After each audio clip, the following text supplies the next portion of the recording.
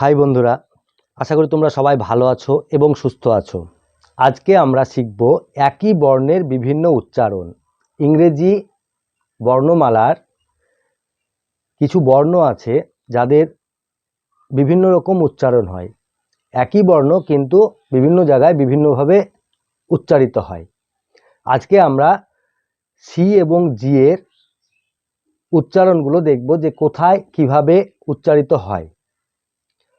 তাহলে শুরু করার আগে তোমরা এখনও যারা আমার চ্যানেলটি সাবস্ক্রাইব করোনি তারা অবশ্যই চ্যানেলটি সাবস্ক্রাইব করবে এবং সঙ্গে থাকবে পরবর্তী ভিডিওটি সর্বপ্রথমে তোমাদের মোবাইলে পাওয়ার জন্য। এবং অলরেডি যারা সাবস্ক্রাইব করে রেখেছো তাদেরকে অসংখ্য ধন্যবাদ। তো বন্ধুরা, আমার ভিডিওটি যদি তোমাদের ভালো লাগে তাহলে অবশ্যই একটি লাইক, কমেন্ট এবং শেয়ার করবে। তাহলে চলো শুরু করা যাক।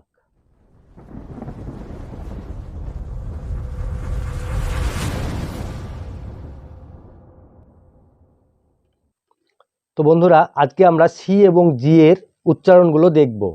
সি যেমন দন্তাশয়ের মতো উচ্চারণ হয়, কয়ের মতো উচ্চারণ হয় এবং তালবস্যয়ের মতো উচ্চারণ হয়। সি এর পরে কোন বর্ণ থাকলে সি এর উচ্চারণ কেমন হবে সেটাই আমরা আজকে দেখব। তাহলে প্রথমে আমরা দেখে নিই সি এর উচ্চারণ তিনটি: দন্তাশয়ের মতো, কয়ের মতো এবং তালবস্যয়ের মতো। তাহলে দন্তাস্য কখন হবে?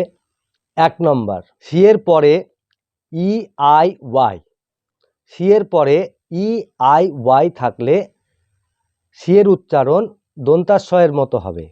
যেমন rice, R I C E, rice. Rice মানে চাল। Century, CENTURY, century. সেঞ্চুরি মানে শতাব্দী। Cyclone, CYCLON, cyclone. সাইক্লোন মানে ঘূর্ণিঝড়। দেখো এখানে প্রথমে সি এর পরে ই আছে, তার জন্য দন্তাস্বয়ের মতো উচ্চারণ হচ্ছে। তারপরে সি এর পরে আই আছে, তাও দন্তাস্বয়ের মতো উচ্চারণ হচ্ছে। এবং সি এর পরে ওয়াই আছে, দেখো 3 নম্বরে, তবুও দন্তাস্বয়ের মতো উচ্চারণ হচ্ছে। তাহলে আমরা কি বুঝবো? যদি সি এর পরে ই আই ওয়াই থাকে তাহলে উচ্চারণ হবে দন্তাস্বয়ের মতো। 2 নাম্বার, সি এর পরে এ ও ইউ কে টি ইত্যাদি বর্ণ থাকলে উচ্চারণ কয়ের মতো হবে। যেমন ক্যাট, CAT, ক্যাট, ক্যাট মানে বিড়াল। কাউ, COW, কাউ, কাউ মানে গরু। কাটিং, CUTTING, কাটিং মানে কাটা। ব্যাক, BACK, ব্যাক মানে পেছনে। বোঝা গেল? দেখো এক্ষেত্রে সি এর পরে এ ও ইউ কে টি ইত্যাদি বর্ণ আছে, এজন্য সি এর উচ্চারণ কয়ের মতো হচ্ছে। বোঝা গেল? 3 নম্বর, কখনো কখনো সি এর পরে আই এ বা ই এ থাকে। কখনো কখনো সি এর পরে আই এ বা ই এ থাকে, সেক্ষেত্রে সি এর উচ্চারণ তালবস্যয়ের মতো হবে।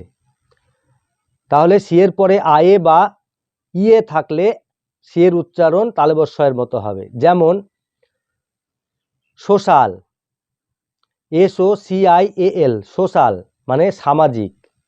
ওশান, OCEAN, ওশান, ওশান মানে মহাসাগর। তাহলে দেখো প্রথমটিতে সি এর পরে আই এ আছে এবং দ্বিতীয়টিতে সি এর পরে ই এ আছে।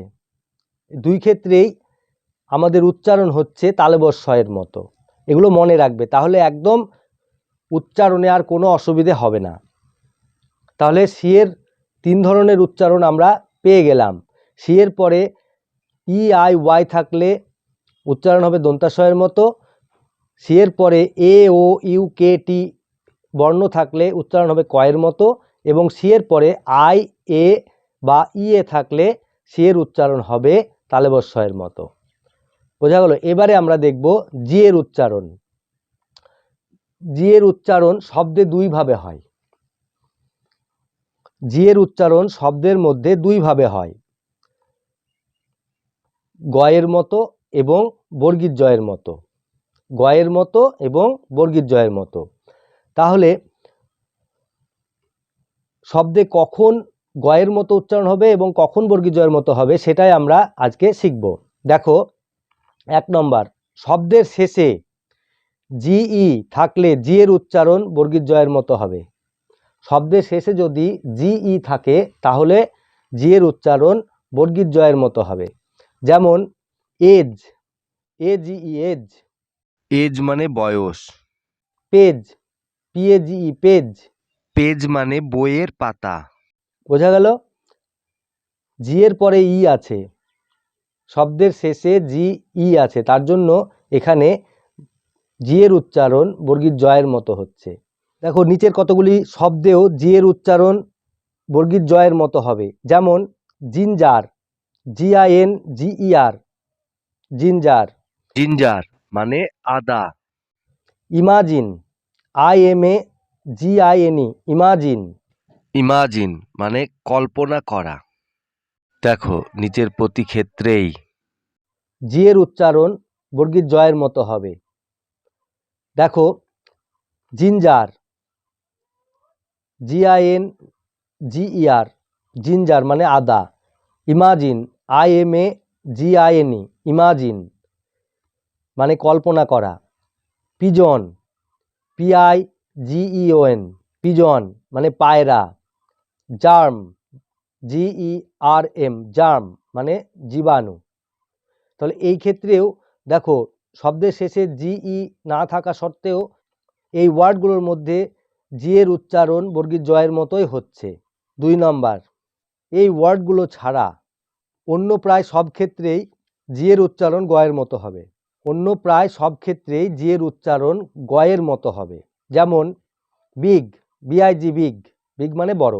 ব্যাগ, বিএজি ব্যাগ, ব্যাগ মানে থলে। গোল্ড, জিওএলডি গোল্ড, গোল্ড মানে সোনা। তাহলে দেখো শব্দের শেষে যদি জিই থাকে তাহলে জি এর উচ্চারণ বর্গীর জয়ের মতো হবে। এছাড়া কিছু ব্যতিক্রম আছে, যেমন জিঞ্জার, ইমাজিন, পিজন, জার্ম, এগুলো শব্দের শেষে জিই না থাকা সত্ত্বেও উচ্চারণ বর্গীর জয়ের মতো হয়। বাকি প্রায় সব ক্ষেত্রেই জি এর উচ্চারণ গয়ের মতো হবে। তাহলে আশা করি বুঝে গেছো জি এর উচ্চারণ কখন বর্গীর জ এবং কখন গয়ের মতো হয়। তাহলে বন্ধুরা আজকে আমরা সি এবং জি এর উচ্চারণ কখন কোথায় কিভাবে হয় শিখে গেলাম। তাহলে তোমরা মন দিয়ে লেখাপড়া করবে, ভালো থাকবে, সুস্থ থাকবে। আজ তাহলে আসি, টাটা।